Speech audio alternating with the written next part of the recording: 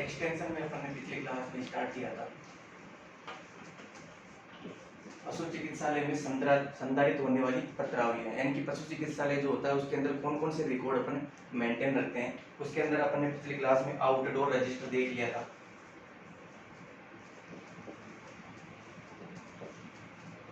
इसके बाद में इंडोर रजिस्टर,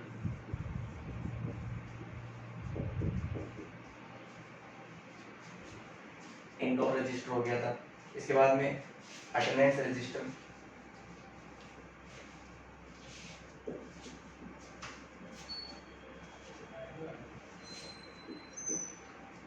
इसके बाद में हमने देख लिया था अटेंडेंस रजिस्टर, जिसके अंदर जो कर्मचारी होते हैं एक पशु चिकित्सालय के अंदर जो जितने कर्मचारी होते हैं वो अपनी उपस्थिति दर्ज करवाते हैं। इसके अंदर अटेंडेंस रजिस्टर के अंदर आउटडोर रजिस्टर जो होता है इसके अंदर क्या किया जाता है, इसके अंदर कोई भी अगर रोगी, कोई भी पशु जो होता है अपने कोई भी पशुपालक जो होता है अपने पशु को, रोगी पशु को पशु चिकित्सालय में लेके आता है इलाज के लिए, तो सबसे पहले उसकी एंट्री जो होती है वो की जाती है किसके अंदर, आउटडोर रजिस्टर के अंदर।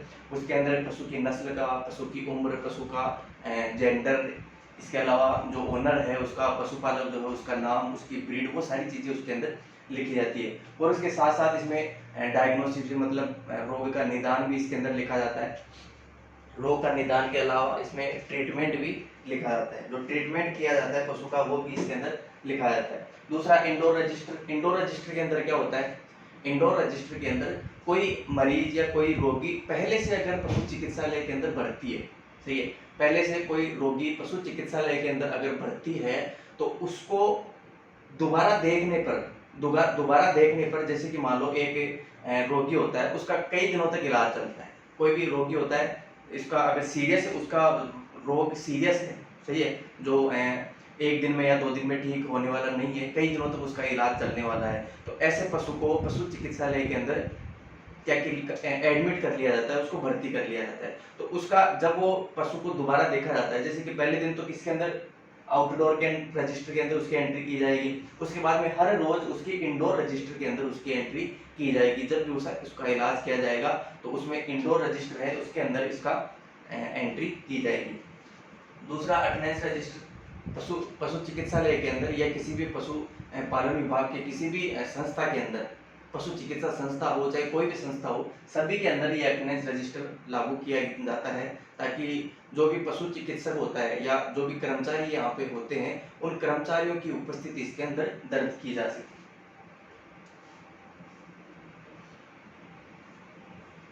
नेक्स्ट आता है इसके अंदर पत्र आवक पंजिका, जिसको लेटर रिसिप्ट रजिस्टर कहा जाता है। Letter receipt register, letter receipt register, इसके अंदर लेटर रिसिप्ट रजिस्टर का मतलब क्या होता है, जिसके अंदर जो भी किसी भी संस्था के द्वारा, चाहे वो प्राइवेट हो चाहे गवर्नमेंट संस्था हो चाहे प्राइवेट संस्था हो, किसी भी संस्था के द्वारा अगर अपनी संस्था जो पशु चिकित्सालय है उसके अंदर कोई लेटर आता है किसी भी वजह का या किसी भी चीज के लिए, अगर वो लेटर आया है तो उस लेटर को, जो भी लेटर आता है उस लेटर की एंट्री की जाती है किसके अंदर, लेटर रिसिप्ट रजिस्टर। मतलब किसी भी संस्था से या किसी, चाहे वो गवर्नमेंट हो चाहे प्राइवेट हो, उससे अगर अपने पशु चिकित्सालय के अंदर कोई भी लेटर आता है, आने वाला रजिस्टर, सॉरी आने वाला लेटर, उसके बारे में इस रजिस्टर के अंदर लिखा जाता है, इसलिए इसका नाम क्या पड़ा, लेटर रिसिप्ट रजिस्टर। दूसरा है डिस्पैच रजिस्टर,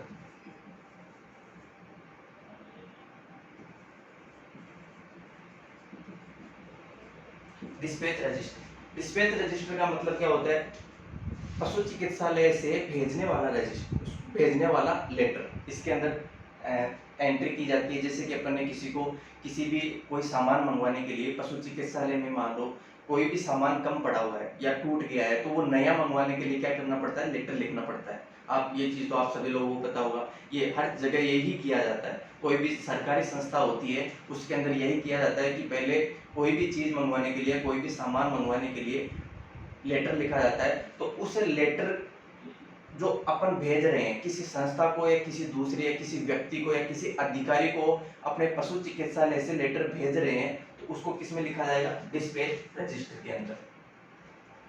यहाँ तक अपन ने देख लिया था। इसके बाद में नेक्स्ट आता है कृत्रिम गर्भाधान पंजिका, जिसको एआई रजिस्टर बोला जाता है, आर्टिफिशियल इंसेमिनेशन रजिस्टर।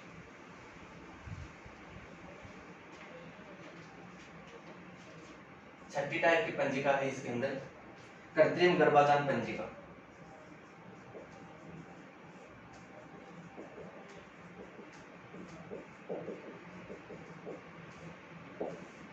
कृत्रिम गर्भाधान पंजिका या इसको अपन बोलते हैं AI register.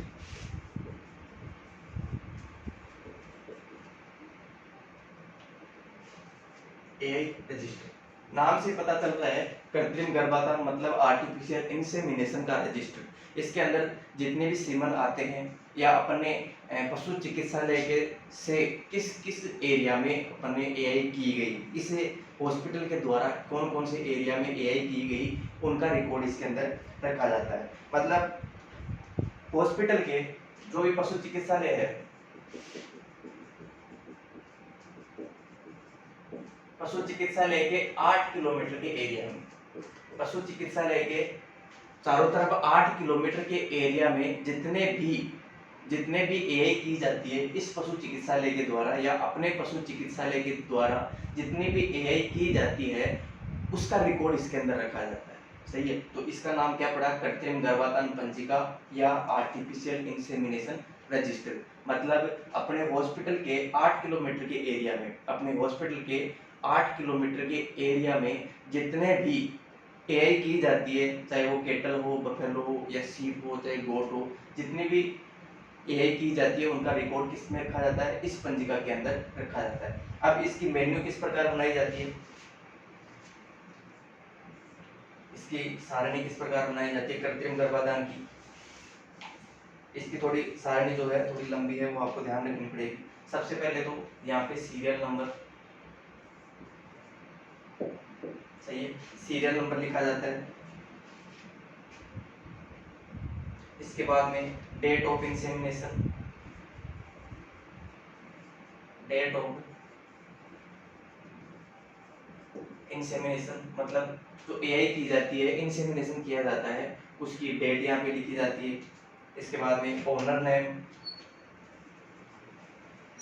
Owners name and address, owners name and address इसके अंदर लिखा जाता है। इसके बाद में बेनिफिशियरीज,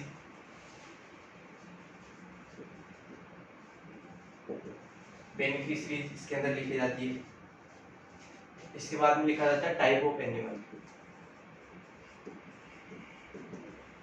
टाइप ऑफ एनिमल मतलब जिसको एआई की जा रही है, जिस एनिमल की एआई की जा रही है उसका टाइप अपन लिखेंगे, उसकी ब्रीड यहाँ पे लिखी जाती है। सबसे पहले तो इसमें लिखा जाता है इंडिजिनस ब्रीड, यानी कि अगर वो देसी ब्रीड है तो देसी ब्रीड का यहाँ पे लिखा जाता है। उसके बाद में अगर विदेशी ब्रीड है, सही है, विदेशी ब्रीड है तो उसका, जैसे कि कौन कौन सी ब्रीड होती है, जर्सी होगी, विदेशी ब्रीड जर्सी हो गई। इसके अलावा होलिस्टन फिशर हो गया, ये तो हो गई कैटल की बात होगी। इसके बाद में बफेलो की भी लिखी जाती है यहाँ पे, जिसमें मुर्रा बफेलो, सही है, इस प्रकार ये लिखी जाती है,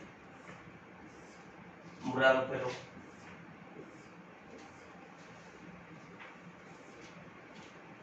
इसके आगे पहली सारणी ये होगी, इसके आगे दूसरी सारणी है स्टेट ऑफ स्ट्रेस,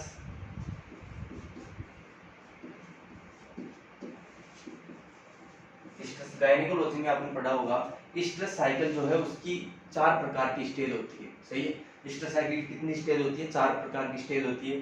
जब आप इस पशु की एआई कर रहे हो उस समय इसकी स्टेज क्या थी, सही है, 4 में से चारों स्टेज जो थी उसके अंदर से चारों में से इसकी कौन सी स्टेज थी चारों में से कौन सी स्टेज थी एआई करते समय, वो सारी इसके अंदर लिखी जाती है। स्टेट ऑफ स्ट्रेस साइकिल की जो है, स्ट्रेस साइकिल की स्टेज यहाँ पे लिखी जाती है। अब इसमें यह भी लिखा जाता है कि एआई डन एट, मतलब एआई कौन सी जगह पे की गई है। सही है, एआई कौन सी जगह पे की गई है, ये दो जगह पे हो सकती है। एक तो सेंटर के ऊपर, जहाँ पे सेंटर होता है जैसे कि पशु चिकित्सालय है वहाँ पे, या ओनर्स के घर, जो फार्मर जो होता है उसके घर, फार्मर्स डोर। सही है, ये दो प्रकार की होगी। एआई डन एट सेंटर या फार्मर्स डोर, या तो हॉस्पिटल के अंदर की गई है, जो जिसके अंदर ओनर जो होता है वो अपने पशु को हॉस्पिटल के अंदर लेके आता है और फिर उसकी एआई की जाती है। या ये हो सकता है कि अगर पशु को वो नहीं ला पाता, जो पशुपालक जो होता है वो पशु को हॉस्पिटल नहीं लेके आता, नहीं ला पाता है, तो उसमें क्या किया जाता है, उसमें हॉस्पिटल से या तो पशु चिकित्सक या एलएसए जो होता है वो उसके घर जाके एआई करने का काम करता है, तो वो इसके अंदर लिखा जाता है। अगर वो सेंटर के ऊपर लेके आता है तो वो यहाँ पे लिखी जाती है। इसके बाद में आता है रिसिप्ट नंबर। रिसिप्ट नंबर यहाँ पे लिखी जाती है, जिस दिन एआई की जाती है उसके receipt number.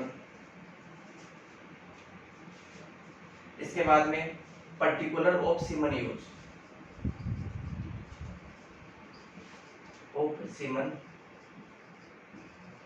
Particular of semen use इसके अंदर लिखी जाती है, जिसके अंदर ब्रीड लिखी जाती है। इसके अंदर 3-4 कॉलम बनेंगे, एक तो ब्रीड का, सही है, एक तो ब्रीड का हो गया। इसके बाद में बुल नंबर, इसके बाद में बुल का नंबर, और बुल के नंबर के बाद में डैम की यील्ड, यानी कि ये बुल था, इसकी जो माँ थी, इसकी जो मदर थी, उसने कितना मिल्क प्रोडक्शन किया था वो यहाँ पे लिखा जाता है। बुल नंबर हो गया, ब्रीड होगी, ये सारी पर्टिकुलर ऑफ सीमन यूज, मतलब किसका सीमन यूज किया जा रहा है, कौन सी ब्रीड का सीमन यूज किया जा रहा है। सही है, जैसे कि कोई केटल आती है, केटल को अपन ने एचएफ मेल का अपने सीमन का डोज लगाया, सही है, सीमन का डोज यहाँ पे लगाया, तो उसकी ब्रीड मतलब एचएफ, उस बुल का नंबर यहाँ पे लिखा जाता है, क्योंकि टैगिंग की जाती है, हर पशु की टैगिंग की जाती है पशु चिकित्सालय में। जहाँ पे भी सीमन केंद्र बनाए जाते हैं वहाँ पे बुल जो होते हैं उनका पालन पोषण होता है, उनसे सीमन प्रोडक्शन किया जाता है, और उनसे सीमन प्रोडक्शन करके उनकी बहुत सारी, एक सीमन डोज से बहुत सारी डोज बनाई जाती है। सही है, उन डोजों के ऊपर लिखा होता है कि सीमन बुल का नंबर, जो बुल है उसका नंबर क्या है, कौन सी ब्रीड है, एचएफ है या जर्सी है या थार पार्कर है, गिर है, वो सारी चीजें इसके ऊपर लिखी हुई होती है। इसके बाद में आता है sign of inseminator. Sign of inseminator मतलब वो SVO हो सकता है, VO हो सकता है या LSA हो सकता है, उसके साइन यहाँ पे किए जाते हैं। सही है,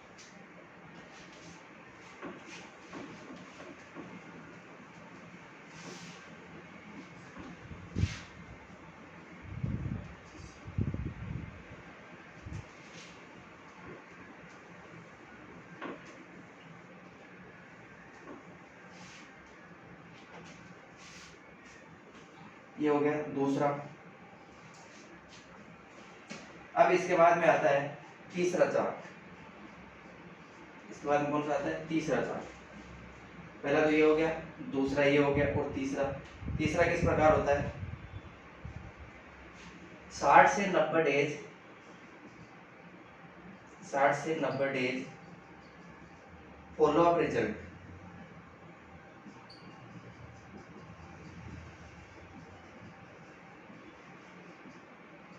60 से 90 डेज फॉलो अप रिजल्ट, इसका मतलब क्या है, 60 से 90 दिन बाद में जब एआई की जाती है, उसके 60 से 90 दिन के बाद में, यानी कि या तो 2 महीने या 3 महीने बाद में ये पता किया जाता है कि जिस पशु को एआई की गई थी वो पशु हीट में है या सॉरी उसको वो कंसीव है या नहीं हुआ, वो रिपीट हुआ तो क्यों हुआ, किस वजह से हुआ, वो सारी चीजें इसके अंदर लिखी जाती है। जैसे कि फॉलोअप अपन ने लिया, फॉलोअप का मतलब होता है कि कोई अपन प्रोग्राम कर रहे हैं उसकी जानकारी वो प्राप्त करना, किसानों से या किसी भी पशुपालक से उस चीज के बारे में प्राप्त करना क्या आता है, फॉलोअप। जैसे अपन ने एआई लगाई तो एआई लगाने के 60 से 90 दिन के बाद में अपन उसको पता करते हैं कि वो जो अपन ने एआई की थी, जिस पशु की एआई की थी वो कंसीव हुआ या नहीं हुआ, सही है, वो अगर दोबारा हीट में आ रहा है तो क्यों आ रहा है, कौन सी स्ट्रेस चल रही है और किस वजह से वो कंसीव नहीं हो पाया है, वो सारी जानकारियां जो होती है वो फॉलोअप कहलाती है। वो सारी जानकारी क्या कहलाती है, फॉलोअप कहलाती है। तो एआई करने के 60 से 90 दिन बाद में फॉलोअप का रिजल्ट यहाँ पे लिखा जाता है, जिसके अंदर डेट लिखी जाती है, पहले तो किस डेट को फॉलोअप लिया गया, उसके बाद में प्लेस, किस स्थान पर, और रिजल्ट।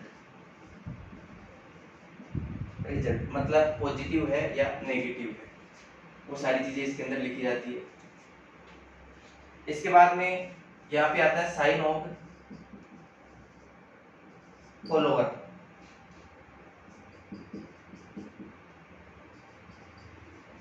साइन ऑफ फॉलोअर मतलब जिसने भी ये जानकारी प्राप्त की है, ये फॉलो अप की जिसने जानकारी प्राप्त की है उसका यहाँ पे साइन किया जाता है। वो एसवीओ हो सकता है, सही है, ये वीओ हो सकता है या वीए हो सकता है या एलएसए हो सकता है। यहाँ पे भी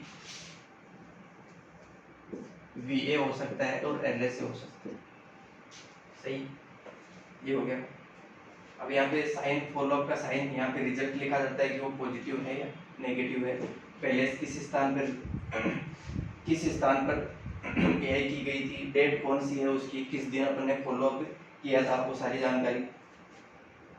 उसके बाद में यहाँ पे लिखी जाती है date of calving. Date of calving जिसके अंदर मेल है या फीमेल है, जो पैदा हुआ है बच्चा वो मेल है या फीमेल है, इसका फॉलोअप यहाँ पे लिया जाता है। समझ में आ गया। अगर यहाँ पे रिजल्ट में अगर पॉजिटिव आता है, रिजल्ट में अगर पॉजिटिव आता है तो ये लिखना जरूरी है, सही है। उसके बाद में उसके जब भी उसका टाइम आता है, काविंग का टाइम आता है, पार्चुलेशन का टाइम आता है, तो उसके बाद में ये फॉलोअप लिखना इसमें जरूरी होता है। अगर यहाँ पे ये रिजल्ट नेगेटिव आता है, ये रिजल्ट अगर यहाँ पे नेगेटिव आता है तो इसको भरने की आवश्यकता नहीं होती, क्योंकि जब नेगेटिव है, कंसीव ही नहीं है, तो काविंग कहाँ से होगी, काविंग होगी नहीं, पेट में अगर बच्चा ही नहीं है, उसकी गर्भाशय में बच्चा ही नहीं है, तो वो काविंग कहाँ से करेगा, नहीं है। तो पॉजिटिव होगा तभी ये भरेगा, नहीं तो ये नहीं भरा जाएगा, नेगेटिव में ये नहीं भरा जाएगा, इस कॉलम को खाली छोड़ दिया जाता है। तो ये हो गया कृत्रिम गर्भाधान पंजिका। कृत्रिम गर्भाधान पंजिका एआई की जो है पंजिका है, एआई का रजिस्टर जो है उसके अंदर ये सारे कॉलम्स आते हैं, जिनके अंदर इस हिसाब से ये भरे जाते हैं। और ये जो तीनों सारणी जो मैंने आपको बताई, ये तीनों की तीनों इंसेमिनेशन से लेके इंसेमिनेशन से लेकर काविंग तक होती है। इंसेमिनेशन से लेकर बच्चा पैदा करने तक की ये सारणी होती है, जिसके अंदर यहाँ पे डेट ऑफ इंसेमिनेशन और यहाँ पे डेट ऑफ काविंग, सही है। यहाँ पे इंसेमिनेशन से लेके काविंग तक की ये पूरी एक सारणी होती है। ये हो गया कृत्रिम गर्भाधान।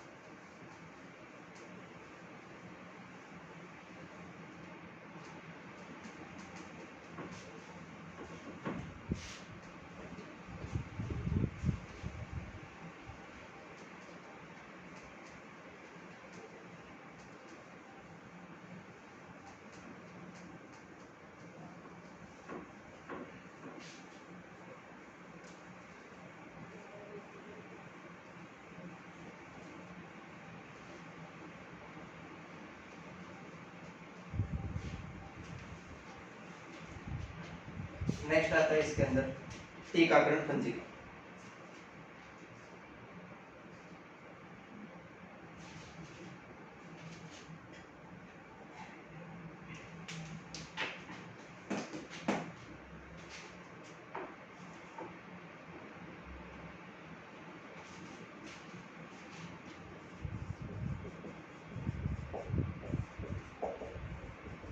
टीकाकरण पंजिका, जिसके अंदर वैक्सीनेशन का सारा रिकॉर्ड इसके अंदर रखा जाता है। और ये पशु चिकित्सालय के लगभग 8 किलोमीटर का एरिया जो होता है, पशु चिकित्सालय के 8 किलोमीटर का एरिया, पशु चिकित्सालय के 8 किलोमीटर का एरिया जो होता है, उस एरिया का जितना भी अपन ने टीकाकरण किया है, उस टीकाकरण का सारा रिकॉर्ड इस टीकाकरण पंजिका में रखा जाता है। अब इसका परफॉर्मा किस प्रकार बनेगा? सबसे पहले तो टीके का नाम,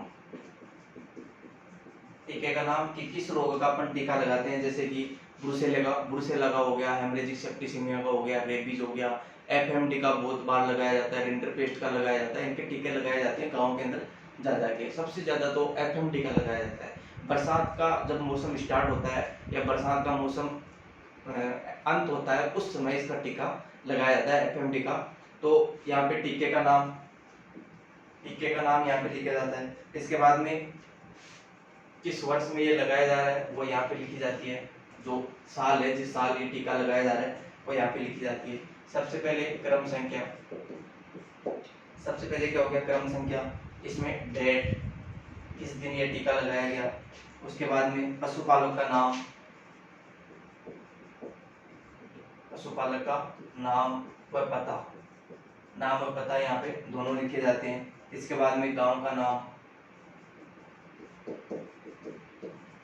गांव का नाम इसमें लिख दिया जाता है। टीकाकरण किए गए पशुओं की संख्या, टीकाकरण किए गए पशुओं की संख्या, टीकाकरण किए गए पशुओं की संख्या यहाँ पे लिखी जाती है, जिसके अंदर केटल कितनी थी, सही है। इसके बाद में बफेलो कितनी थी,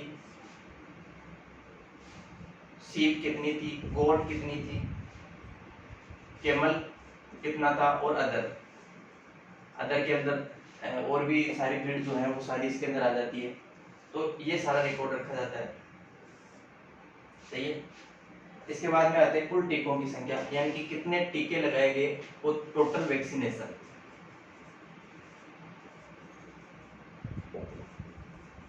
टोटल वैक्सीनेशन यहाँ पे लिखा जाता है। ये एक पशुपालक का रिकॉर्ड होता है, इसका एक पशुपालक के बारे में ये होता है। अब दूसरा पशुपालक के पास जाएंगे, दूसरे घर में जाएंगे तो ये जो चार्ट है ये परफॉर्मा दोबारा बनाना पड़ेगा।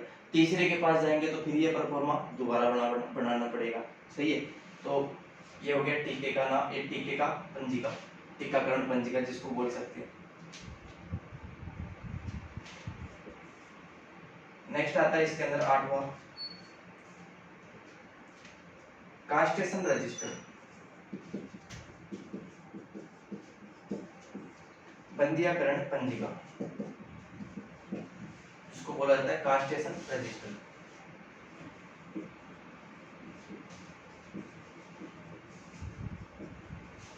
कास्टेशन रजिस्टर इसको बोला जाता है। इसका परफॉर्मा किस प्रकार बनाया जाता है, ये भी पशु चिकित्सालय जो होता है उसके 8 किलोमीटर के एरिया में, पशु चिकित्सालय होता है उसके 8 किलोमीटर के एरिया में जितने भी कास्टेशन किए जाते हैं, पशु चिकित्सालय द्वारा जितने भी कास्टेशन किए जाते हैं वो सारे के सारे इसके अंदर लिखे जाते हैं। अब इसका परफॉर्मा किस प्रकार बनेगा, सबसे पहले तो यहाँ पे मंथ का नाम, कौन सा मंथ था, उसके बाद में ईयर, कौन से साल में ये बंदियाकरण का जो कार्यक्रम है वो किया गया। सबसे पहले यहाँ पे सीरियल नंबर, क्रम संख्या पहले कॉलम में, दूसरे कॉलम में डेट, जिस दिन कास्टेशन किया गया उसकी डेट यहाँ पे लिखी जाती है। उसके बाद में पशुपालक का नाम,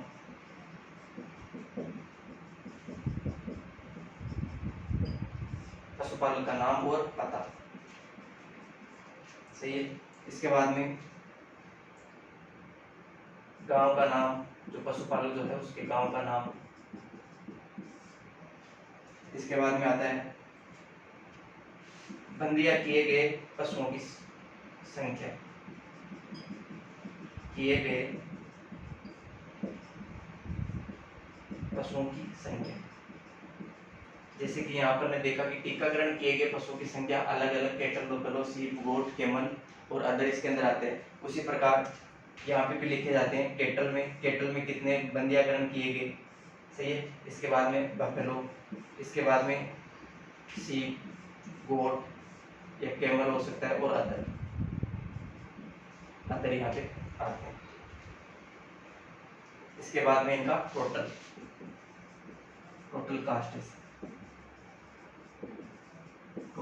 कास्टेशन, ये हो गया बंदीकरण पंजिका, कास्टेशन रजिस्टर।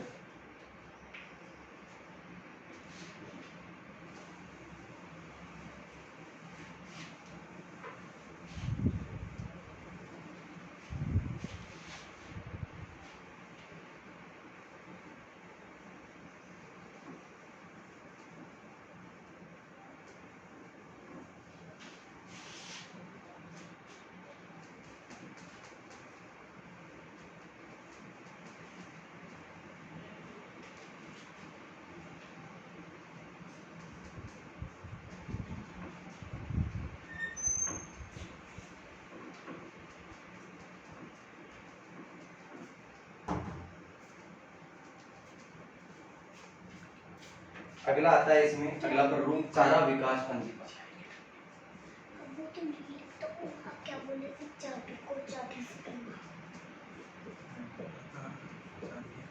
चारा विकास पंजिका, चारा विकास पंजिका जैसे कि कोई पशुपालन विभाग के द्वारा अलग अलग पशु चिकित्सालयों को चारा वितरण किया जाता है, या अपन कह सकते हैं कि जिनके पास जो जगह उपस्थित है या सिंचाई के लिए जल उपस्थित है, ऐसे स्थानों के ऊपर पशु चिकित्सालय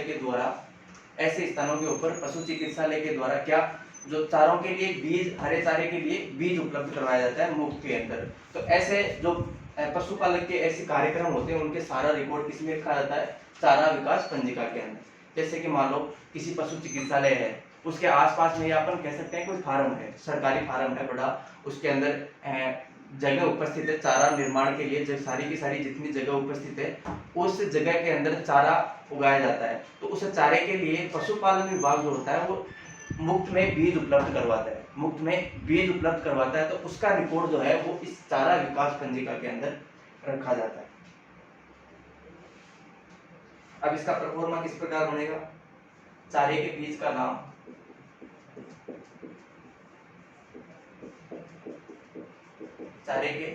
नाम, यहाँ पे लिखा जाता है। उसके बाद में माह और वर्ष, किस माह में ये दिया गया और किस वर्ष इसको दिया गया था। इसके बाद में क्रम संख्या आती है, ये बीजों की क्रम संख्या है कि कितने बीज जो है, जैसे कि गेहूं का है, बाजरे का है, इसके अलावा मक्के का है, ये सारे क्रम संख्या यहाँ पे आती है। इसके बाद में पशुपालक का नाम, और ये जो चारा वितरण ये होता है, ये एक प्रगतिशील पशुपालक को ही दिया जाता है। जैसे कि मान लो जिसके पास 5 या 5 से ज्यादा उन्नत नस्ल के पशु उपस्थित है, ऐसा पशुपालक जिसके पास, या ऐसा किसान जिसके पास 5 या 5 से ज्यादा अच्छी नस्ल के पशु उपस्थित है, उसको प्रगतिशील पशुपालक की श्रेणी में रखा जाता है। तो ये चारा वितरण जो होता है, चारे के बीज का जो वितरण होता है, वो एक प्रगतिशील पशुपालक को ही दिया जाता है। तो यहाँ पे प्रगतिशील पशुपालक का नाम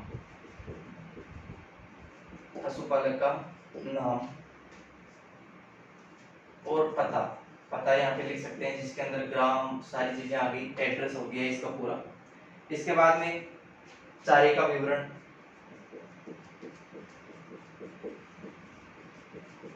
क्या आता है? इसके बाद में चारे का विवरण आता है, जिसमें कब उसको बोया, वो डेट लिखी जाती है, कब बोया, सही है। इसके बाद में कब सिंचाई की,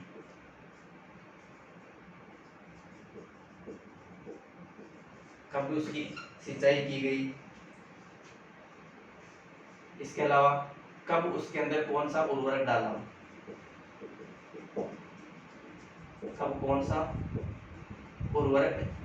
या उर्वरक उसको दिया गया।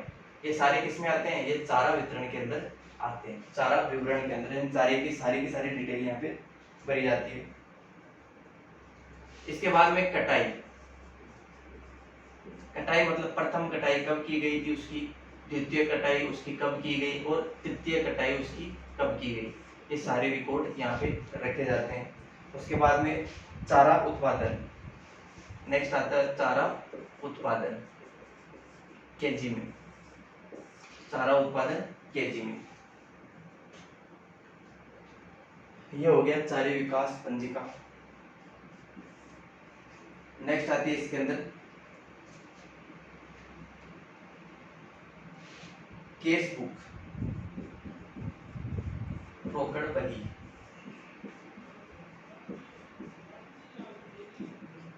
केस बुक, रोकड़ बही। केस बुक के अंदर जितने भी पशु चिकित्सालय में या पशु चिकित्सा कोई भी संस्था के अंदर जितने भी जो रोकड़ जो है, जो केस जितना आता है या कितना केस वहां से गया है, उन चीजों का रिकॉर्ड यहाँ पे रखा जाता है। ये दो प्रकार की बन सकती है। जैसे कि मान लो सबसे पहले तो ये केस जो है ये किस किस रूप में आता है। जैसे कि कृत्रिम गर्भाधान के समय जब कोई पशुपालक लेके आता है कृत्रिम गर्भाधान कराने पशु चिकित्सालय में, तो उससे एक नियत राशि जो होती है 30 रुपए प्रति सैंपल या प्रति सीमन डोज 30 रुपए नॉर्मली ली जाती है इस समय।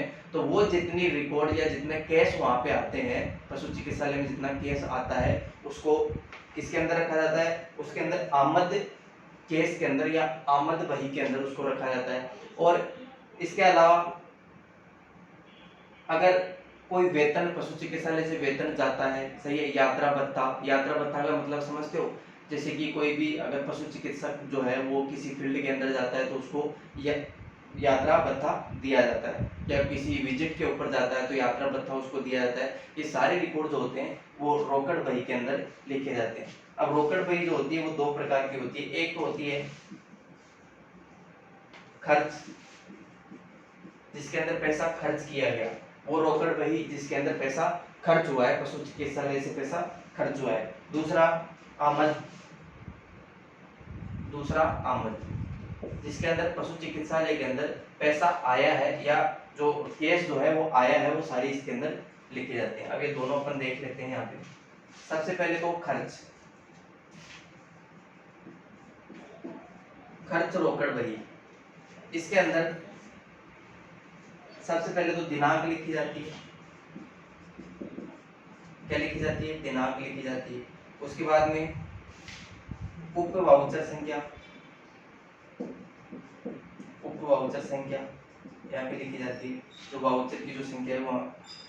इसके बाद में इसका विवरण, विवरण का मतलब होता है कि किस लिए, किस वजह से ये खर्च हुआ है या किसके लिए हुआ है। वेतन कितना था, मतलब कितना पैसा गया। उसके बाद में इसमें भत्ते, भत्ते यहाँ पे लगाए जाते हैं, जैसे कि यात्रा भत्ता, वो सारे खर्च किए जाते हैं तो वो सारे इसके अंदर लिखे जाते हैं। इसके बाद में अन्य व्यय, अन्य व्यय इसके अंदर लिखा जाता है, जिसके अंदर स्थायी और अस्थायी। स्थायी व्यय, सही है। इसके अलावा भुगतान हेतु प्राप्त द्रव्य से, भुगतान हेतु प्राप्त द्रव्य से, ये हो गया अन्य व्यय के अंदर आता है। इसके बाद में विविध विवरण इसका थोड़ा बहुत है, और योग, योग यहाँ पे लिखा जाता है। तो ये है रोकड़ बही, इसके अंदर खर्च का ये होता है। नेक्स्ट आता है इसके अंदर आमद का। नेक्स्ट क्या आता है? आमद। एक बार आमद भी देख लेते हैं।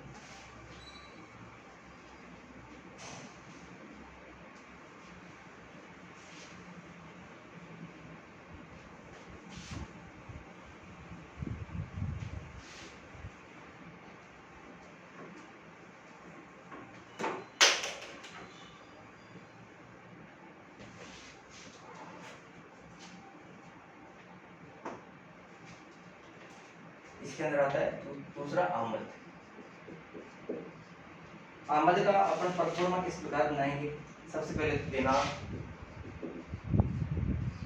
दिनांक। इसके बाद में उप वाउचर संख्या,